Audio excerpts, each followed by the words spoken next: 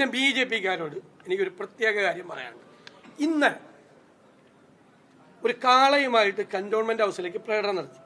എല്ലാവരും ആ കാളയെ കളയരുത്, അത് പാർട്ടി ഓഫീസിന്റെ മുറ്റത്ത് കെട്ടിയിടണം. ഈ അടുത്ത ദിവസം ഒരാവശ്യം വരും BJP-ക്ക്. ആ കാളയുമായിട്ട് രാജീവ് ചന്ദ്രശേഖരന്റെ വീട്ടിലേക്ക് ഒരു പ്രകടനം നടത്തേണ്ട സ്ഥിതി പെട്ടെന്നുണ്ടാവും. കാര്യം ഞാനിപ്പോൾ പറയുന്നില്ല. ഇത് CPM നടത്തുന്ന എന്തിനു വേണ്ടിയിട്ടാണ്? ME ഗോവിന്ദന്റെ മകനെതിരായിട്ടുള്ള ഗുരുതരമായ ഒരു ആരോപണം വന്നിരിക്കുന്നു. അതിന് മറുപടിയില്ല. CPM നേതാക്കന്മാർക്കൊരു മന്ത്രിക്കുൾപ്പെടെ ഈ കളങ്കിത വ്യക്തിത്വമായ രാജേഷ് കൃഷ്ണ പണം അയച്ചിരിക്കുന്നു, പണം കൊടുത്തിരിക്കുന്നു എന്നൊരു ആരോപണം വന്നിരിക്കുന്നു. ഗുരുതരമായ ആരോപണം. കേരളത്തിലെ CPM നേതാക്കന്മാർക്ക് ഈ കളങ്കിത വ്യക്തിത്വം ഹവാലയിലും റിവേഴ്സ് ഹവാലയിലും കൂടി ഉണ്ടാക്കിയ പണം കൊടുത്തിരിക്കുന്നു എന്ന് പറഞ്ഞിരിക്കുന്നു. അത് മറച്ചു വയ്ക്കാൻ അത് ചർച്ച 2-3 ദിവസം ഏതായാലും നിങ്ങളാരും അത് ചർച്ച ചെയ്തില്ല.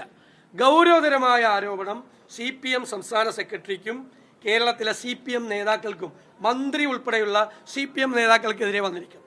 അത് ചർച്ചയാകാതിരിക്കുന്നതിന് വേണ്ടിയിട്ടാണ് ഞങ്ങൾ സംഘടനാപരമായ നടപടി ഞങ്ങൾ സ്വീകരിച്ചു. റേപ്പ് കേസിൽ പ്രതിയായ ആള് അവിടെ ഇരിക്കുകയാണ്. ലൈംഗിക അപവാദ കേസിൽ പ്രതികളായ എത്ര പേര് മന്ത്രിമാരുണ്ട്? അവരെയൊക്കെ ആദ്യം പുറത്താക്ക്. ആ MLA-മാരുടെ റേപ്പ് കേസിൽ പ്രതിയായ MLA-യോട് രാജിവെക്കാൻ പറ.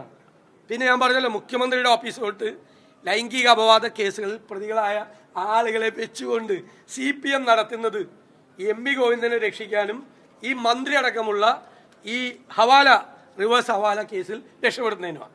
പിന്നെ BJP-ക്കാരോട് എനിക്കൊരു പ്രത്യേക കാര്യം പറയാനുണ്ട്. ഇന്ന് ഒരു കാളയുമായിട്ട് കന്റോൺമെന്റ് ഹൗസിലേക്ക് പ്രകടനം നടത്തി.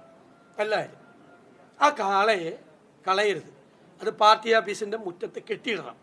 ഈ അടുത്ത ദിവസം ഒരാവശ്യം വരും BJP-ക്ക്.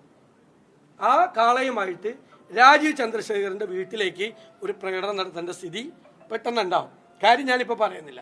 അവിടെ കാളയെ ഉപേക്ഷിക്കരുത്, കാളയെ കളയരുത്, കാള വേറെ കൊണ്ടുവന്ന സ്ഥലത്തേക്ക് പറഞ്ഞേക്കരുത്. കാളയെ പാർട്ടി ഓഫീസിന്റെ മുമ്പിൽ തന്നെ കെട്ടിയിടണം. കാളയുടെ ആവശ്യം വരും. ആ കാളയുമായിട്ട് എൻ്റെ വീട്ടിലേക്ക് പ്രകടനം നടത്തിയ BJP-ക്കാരെ കൊണ്ട് ഞാൻ ആ കാളയുമായിട്ട് രാജീവ് ചന്ദ്രശേഖരന്റെ വീട്ടിലേക്ക് ഞാനൊരു പ്രകടനം നടത്തിക്കും. വെയിറ്റ് ചെയ്താണ്. പാലക്കാട് വീണ്ടും ഒരു ഉപതെരഞ്ഞെടുപ്പ്. പിന്നെ CPM-കാർ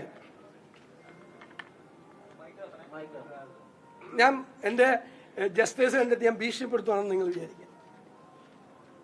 അധികം കളിക്കരുത് ഈ കാര്യത്തിൽ. ഞെട്ടിപ്പോവും. അല്ല, വേണമെങ്കിൽ അങ്ങനെ എടുത്തോ. കേരളം ഞെട്ടിപ്പോവും. അതിൽ വരുന്നുണ്ട്. ഇതുമായിട്ട് അല്ല നോക്കൂ, വലിയ താമസമൊന്നും വേണ്ട. ഞാൻ പറഞ്ഞതൊന്നും വൈകാറില്ലല്ലോ. അല്ല വെച്ചോ. അല്ലല്ല ഓക്കെ. ഇലക്ഷനൊക്കെ